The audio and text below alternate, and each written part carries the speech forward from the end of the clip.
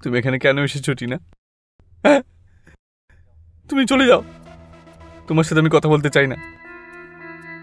তুমি আমার বউকে মেরে দিয়েছো, তুমি খুনি। তুমি যাও এখান থেকে, তুমি চলে যাও এখান থেকে। বলবাসি করছে, এই তোলো একে, তোলো। পুলিশকে গাধা পেয়েছিস, যা কিছু বলবে আমরা মেনে নেবো। সিসিটিভিতে তুই আর সুমন ছাড়া কেউ নেই, বল কেন মেরেছিস ওকে? আরে স্যার, আমি সত্যি বলছি, আমি মারিনি আমার বউকে। স্যার, ও মেরেছে, ওকে অ্যারেস্ট করুন না। কে মেরেছে? হ্যাঁ। তো এটা কে, এখানে কে আছে? আর স্যার, ওই তো টিনা মেরেছে স্যার। শোন রে, আজ নয়তো কিছুদিন বাদেই সই, সত্যি কথাটা তো আমি তোর থেকে একদম বার করেই ছাড়বো।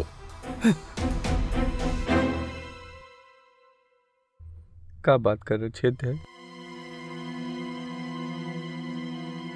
স্যার। এটা আবার কোনো ভূতের ব্যাপার নয় তো স্যার? কোনো তান্ত্রিককে খবর দেবো?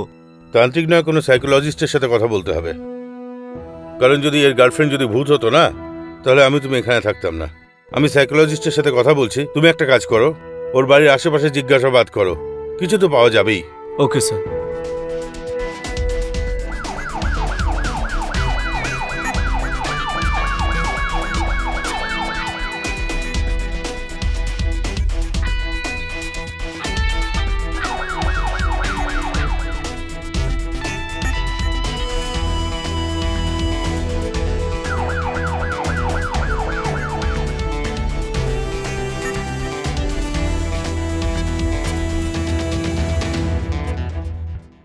Excuse me. বলুন। এই লোকটা আপনার এখানে আসতো? হ্যাঁ, ইনি তো প্রায়ই এখানে আসতেন। এর ব্যাপারে কিছু বলতে পারবেন? কখনো কোনো অদ্ভুত ব্যবহার? হ্যাঁ, এনার ব্যাপারে একটা কথা তো বলাই যায়। কি? ইনি প্রায় একা একা কথা বলতেন। তোমরা যদি একসাথে দেখা করো তাহলে আমাকে বলো, তাহলে একসাথে আমরা খুব কথা বলবো। কিন্তু প্রতিদিন নয়, কখনো কখনো। আর কিছু বলতে পারবেন এর ব্যাপারে? আর স্যার, সেরকম কিছু জানি না ওনার ব্যাপারে। ঠিক আছে, থ্যাংক ইউ। চলো।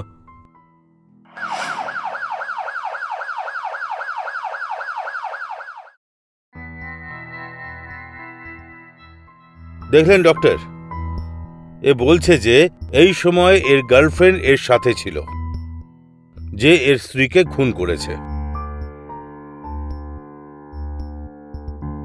যেখানে সিসিটিভিতে কোনো মেয়েকেই কিন্তু দেখা যাচ্ছে না। এটা তো পরিষ্কার যে মিথ্যে কথা বলছে ডক্টর, কিন্তু আমি কনফার্ম করতে এসেছি যে এ সত্যি বলছে না তো? হ্যাঁ। দেখুন ইন্সপেক্টর, কিছু ব্যাপার এরকম হয়ে থাকে, কিছু লোক হ্যালোসিনেশনের মধ্যে ঢুকে পড়ে, এই অবস্থায় লোক কল্পনার দুনিয়ায় চলে যায়। এরকম পরিস্থিতিতে তারা একে অপরের সঙ্গে কথা বলে, আর কথা বলতে বলতে এমন হয়ে যায় যেন রিয়েল। এরকম কন্ডিশনে ওরা কারণ মার্ডারও করতে পারে। আচ্ছা, কেউ কি হ্যালোসিনেশনে কাউকে মার্ডার করতে পারে? না তো, কিন্তু কারোর জন্য এসে মার্ডার করতে পারে। চলুন ধরে নিয়ে ও খুন করতেও পারে, তাহলে কি মার্ডার ওয়েপনে ফিঙ্গারপ্রিন্ট তো ওই খুনেরই থাকবে না?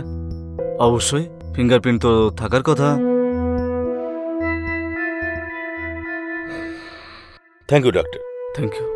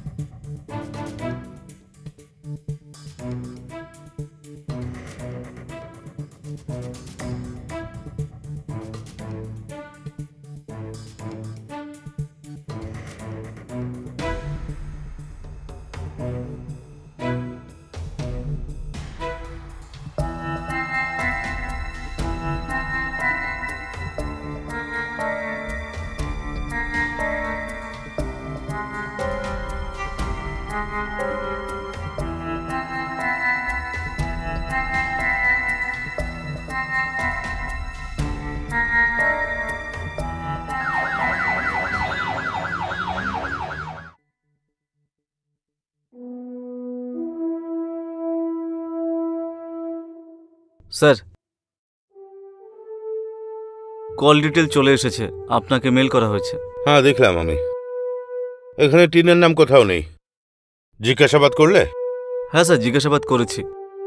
বাকি লোক তো ওকে নর্মাল বলছে, কিন্তু স্যার একটা বার আছে যেখানে অভিজিৎ প্রায়ই যেত, সেটা ওর বাড়ির পাশে। ওখানকার ওয়েটারের সঙ্গে জিজ্ঞাসাবাদ করেছি, ও বলল যে অভিজিৎ একা একা কথা বলে নাকি। ইন্টারেস্টিং। এরকম আর কেউ বলেছে ওর ব্যাপারে? না স্যার, এখনো তো কেউ বলেনি। তুই সত্যি বলছিলিস রে? টিনাই মেরেছে তোর স্ত্রীকে, কিন্তু আমরাও অনেক কষ্টে শিষ্টে টিনাকে অ্যারেস্ট করেছি। টিনাকে পেয়ে গেছেন? কেন টিনাকে পাওয়া যাবে না? ওকে অ্যারেস্ট করতে পারবো না? রবি, এই টিনাকে একবার নিয়ে এসো তো। এই হলো তো টিনা, চিনতে পেরেছিস?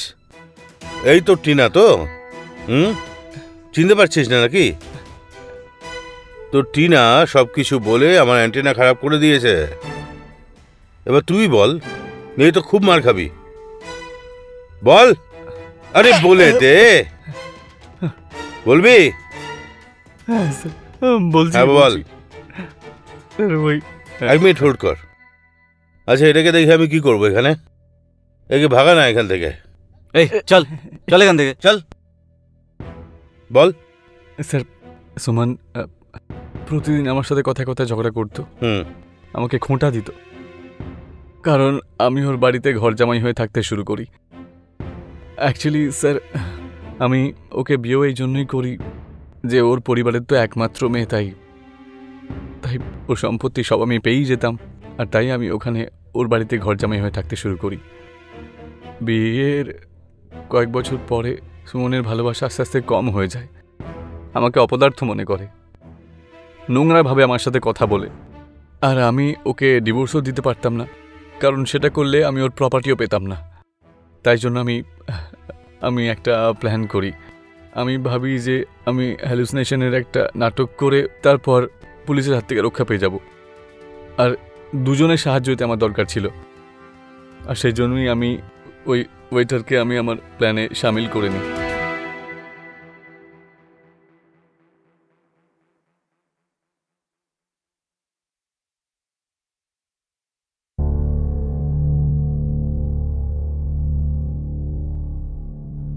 এই শোনো। হ্যাঁ sir,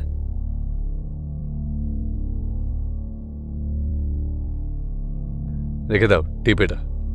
thank you sir. 1 minute. হ্যাঁ স্যার। নাম কি তোমার? আজিম খান। আজিম? হ্যাঁ আজিম, বসো। স্যার, ওই মালিক দেখলে পরে? কেউ দেখবে না, আমি মালিকের সাথে কথা বলে নেব।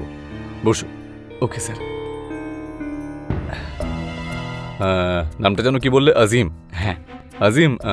সারা জীবন কি ওয়েটারই থাকবে, নাকি কিছু বড় কিছু করতে চাও, পয়সা কামাতে চাও কি নাকি? না, আমি ঠিক বুঝলাম না স্যার। কিছু টাকা রোজগার করতে চাও?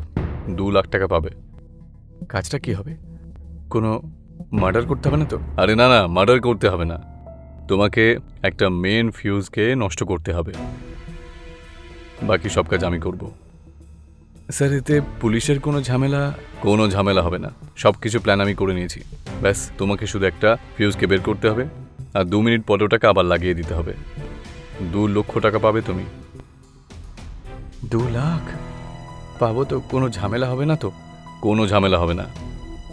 ওকে স্যার, আমি করে দেবো স্যার। ঠিক আছে, আমি তোমাকে জানাচ্ছি। আচ্ছা, থ্যাংক ইউ স্যার।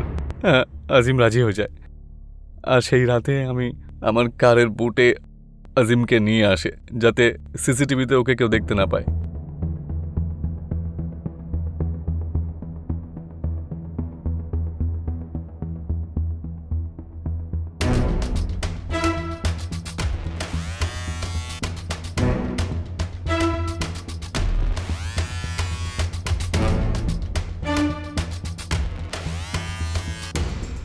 অভিজিৎ, তুমি এখানে আয়, আর আমি তোমাকে পার্টিতে ওখানে খুঁজে খুঁজে প্রাণ বেরিয়ে যাচ্ছে আমার।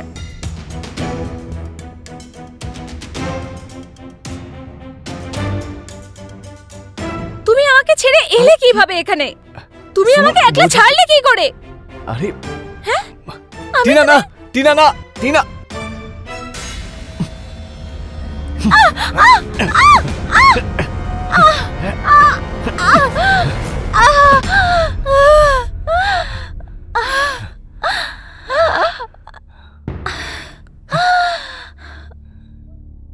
সুমন, সুমন। তারপর ওখানে পুলিশ আসে স্যার। আর এরপরে তো সবকিছু আপনি জানেনই স্যার। তোর মতো বোকা হাঁদার প্রবলেম কি জানিস? তুই সবাইকে বোকা হাঁদা ভাবিস। যদি তোর মতো লোক প্ল্যান বানাতে পারে, আমরা তো প্ল্যান বানানোর ট্রেনিং নিয়ে এসেছি। এবার জেলে বসে মজা কর কয়েদিদের সাথে। মারো একে। স্যার আমি তো সব সত্যি বলে দিয়েছি স্যার, তাহলে মারবেন কেন স্যার? তুই যে সত্যি বললি তার শাস্তি তো তুই পাবি, আর এই শাস্তিটা আমাদের বোকা বানানোর জন্য পাচ্ছিস। এনজয় কর, মারো শালাকে। আরে স্যার, স্যার, স্যার। বন্ধুরা, অপরাধী যতই চালাক হোক না কেন, একদিন না একদিন ধরা পড়েই যায়। অভিজিৎ ভেবেছিল ও হ্যালুসিনেশনের কোনো মন গড়া কাহিনী শুনিয়ে পুলিশকে ধন্দে রাখবে, কিন্তু সেটা হবার নয়। অভিজিৎ একটা ভুল করে ফেলেছিল। ও ছুরি থেকে ফিঙ্গারপ্রিন্ট রিমুভ করে দিয়েছিল, যার জন্য অভিজিতের উপর সন্দেহ আমার আরও বেড়ে যায়। আজ অভিজিৎ জেলে আছে, সাজা কাটাচ্ছে, আর নিজের কাজের জন্য পস্তাচ্ছে যে আমি এটা কেন করলাম। আমি ইন্সপেক্টর বিজয় সিং আজকের এই এপিসোড থেকে বিদায় নিচ্ছি। দেখা হচ্ছে অপরাধের পরবর্তী এপিসোডে। ততক্ষণ নিজের খেয়াল রাখবেন, সুরক্ষিত থাকবেন। জয় হিন্দ, জয় ভারত।